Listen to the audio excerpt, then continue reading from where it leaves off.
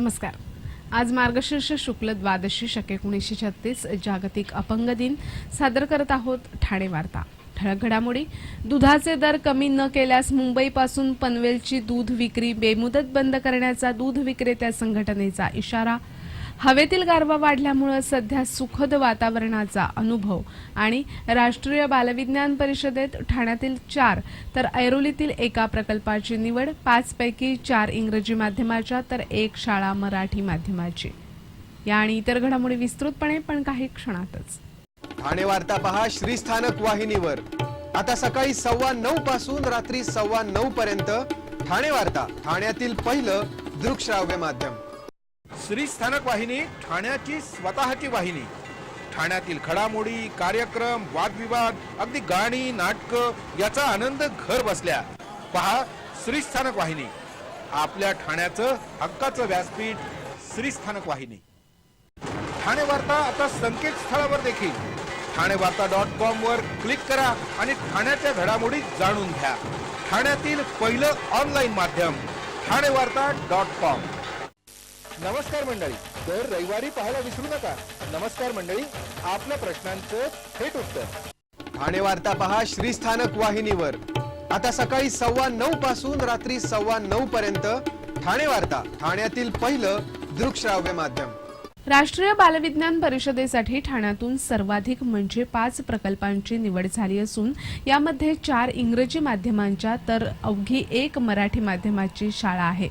विशेष म्हणजे या 5 मध्ये 2 शाळांनी प्रथमच राष्ट्रीय बालविज्ञान परिषदेत आपला सहभाग नोंदवत राष्ट्रीय पातळीची मजल गाठली आहे। एका पत्रकार परिषदेत राष्ट्रीय बालविज्ञान परिषदेचे समन्वयक सुरेंद्र दिघे यांनी ही माहिती दिली। यावर्षी बालविज्ञान परिषदेसाठी राज्यातील 33 जिल्ह्यांमध्ये 2700 प्रकल्प सादर झाले होते। यामध्ये ठाण्यातून 223 तर नवी मुंबईतून 238 असे ठाणे जिल्ह्यातून एकूण 450 प्रकल्प सादर केले गेले होते। जिल्हा स्तरावरून राज्य पूर्व चाचणीमध्ये 53 प्रकल्पांची निवड झाली होती, तर राज्य पूर्व चाचणीमधून 26 प्रकल्पांची राष्ट्रीय पातळीसाठी निवड झाली। यामध्ये एकट्या ठाणे शहरातील 4 तर ऐरोलीतील एका शाळेच्या प्रकल्पाची निवड झाली आहे। पुणे 3, रायगड, लातूर, सांगली प्रत्येकी 2, मुंबई, रत्नागिरी, अकोला, वर्धा, कोल्हापूर, उस्मानाबाद, बीड, भंडारा, अहमदनगर आणि जळगाव येथील प्रत्येकी एका प्रकल्पाची निवड झाली आहे। ठाण्यातून भगवती विद्यालय, श्रीरंग विद्यालय, सरस्वती राबोडी आणि डॉक्टर बेडेकर विद्या मंदिर तर ऐरोलीतून युरोकिड या शाळेच्या प्रकल्पांची राष्ट्रीय बालविज्ञान परिषदेसाठी निवड झाली आहे। यामध्ये भगवती आणि युरोकिड या शाळांनी प्रथमच राष्ट्रीय बालविज्ञान परिषदेत आपला सहभाग नोंदवला आहे, तर डॉक्टर बेडेकर विद्या मंदिर वगळता इतर सर्व शाळा या इंग्रजी माध्यमाच्या आहेत। भगवती विद्यालयाच्या अमृता गावतकर, दिशा पाटील आणि मैत्रेयी भावे या विद्यार्थिनींनी कार्बन उत्सर्जनाचं प्रमाण कसं कमी करता येईल यावर प्रकल्प सादर केलाय। श्रीरंग विद्यालयाच्या ऋतुजा पाटील, सौरभ वाघ, सोहम तळेकर, स्मित सुर्वे आणि नेत्रा देशपांडे यांनी अमलीकरणाचा पर्यावरणावर होणाऱ्या परिणामावर प्रकल्प सादर केला आहे। सरस्वती राबोळीच्या कियेत सामंत, ओमकार शेख, आर्यन अगरवाल, ग्रीष्मा चव्हाण आणि आकांक्षा कोचरेकर या विद्यार्थ्यांनी कार्बन डायऑक्साईडमुळे झाडांच्या वाढीवर होणाऱ्या परिणामावर प्रकल्प सादर केला आहे।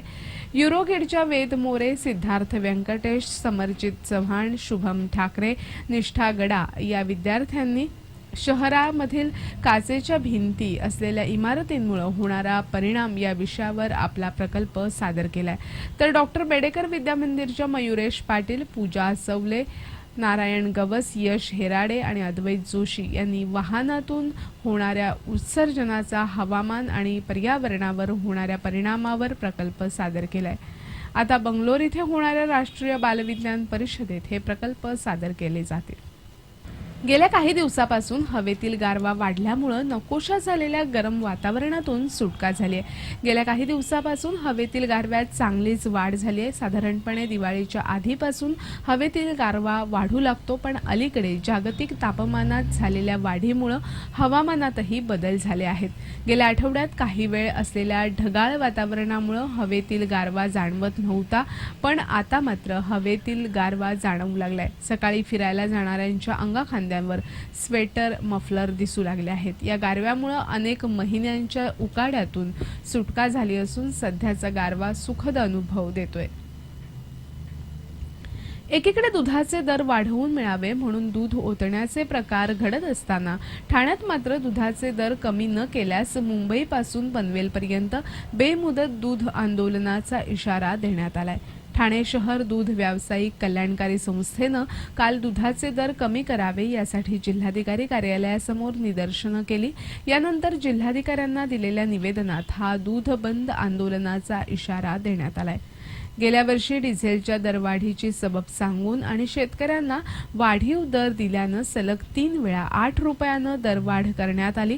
मात्र नंतर शेतकऱ्यांचा खरेदी दर 6 रुपयानं कमी करण्यात आला, पण त्याचा फरक मात्र ग्राहकांपर्यंत देण्यात आला नाही. मुंबईमध्ये 50 लाख लिटर दुधाची विक्री होते, म्हणजे प्रतिदिन 3 कोटी रुपयांची लूट होते.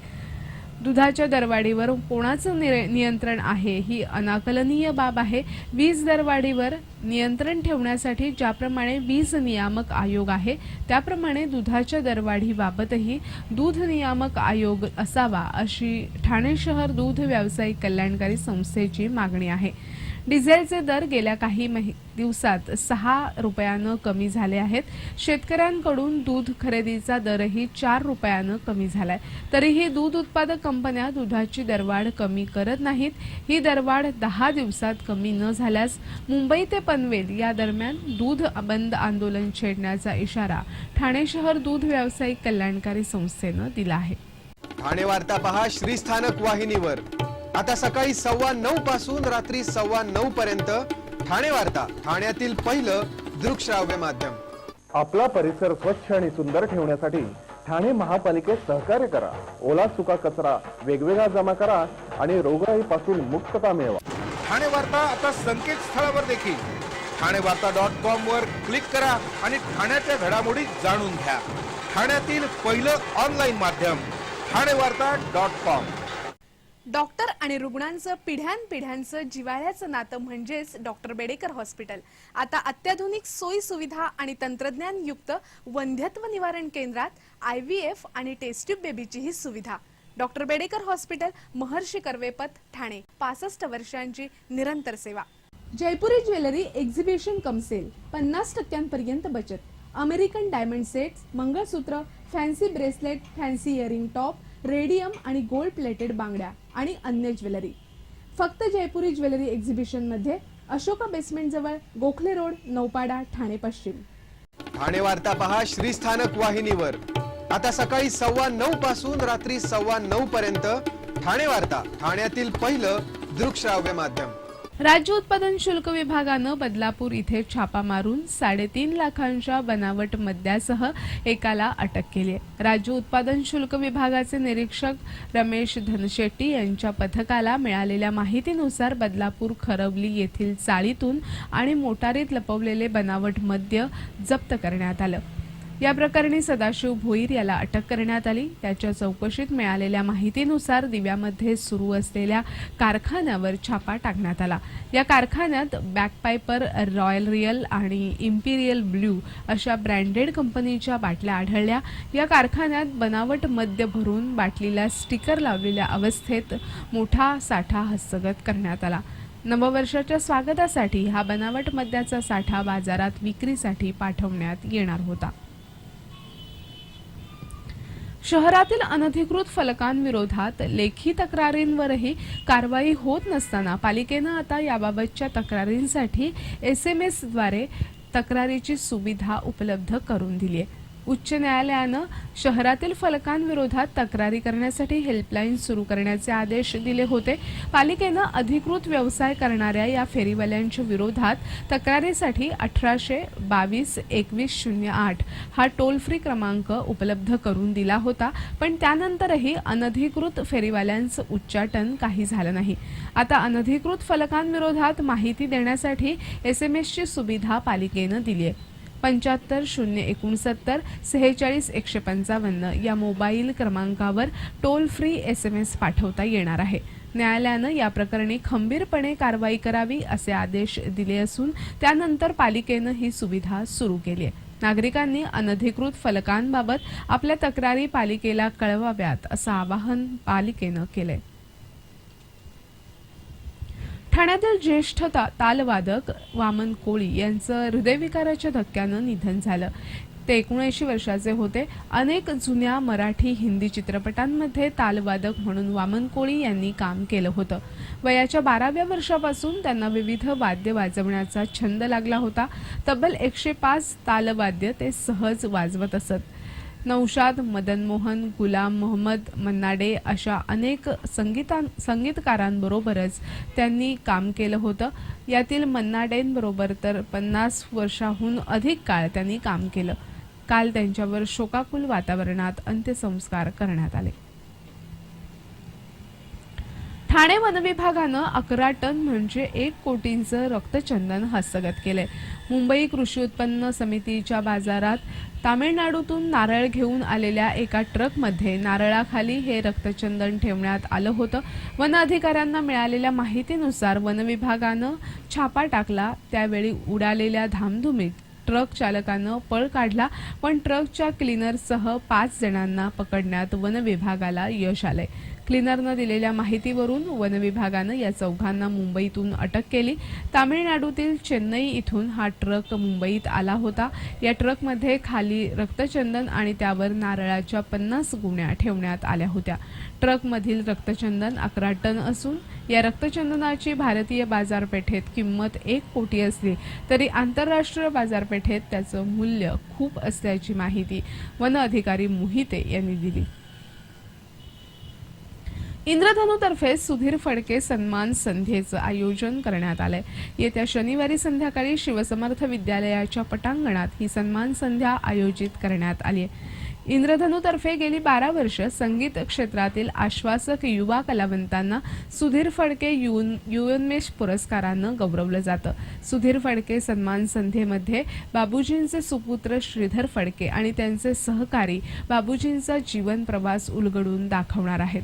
तर रविवारी सुधीर फडके युवन्मेष पुरस्कार वितरण सोहळा होणार आहे. रविवार म्हणजे 7 डिसेंबरला प्रख्यात संतूर वादक उल्हास बापट यांची मैफिल आयोजित करण्यात आली आहे. या मैफिलीत भावगीत, नाट्यगीत आणि हिंदी चित्रपट गीतं यांची संतूरच्या सुरात नटलेली एक अनोखी मैफिल ऐकायला मिळणार आहे. यंदाचा सुधीर फडके युवोन्मेष पुरस्कार इंदोरच्या गौतम काळे यांना जाहीर झालाय. तर अस्सल ठाणेकर असलेल्या निखिल साने यांचा युवोन्मेष पुरस्कारानं गौरव केला जाणार आहे. त्याचप्रमाणे आधार संस्थेचे विश्वस्त विश्वास गोरे यांना यावेळी ठाणे मानबिंदू पुरस्कारानं गौरवलं जाणार आहे.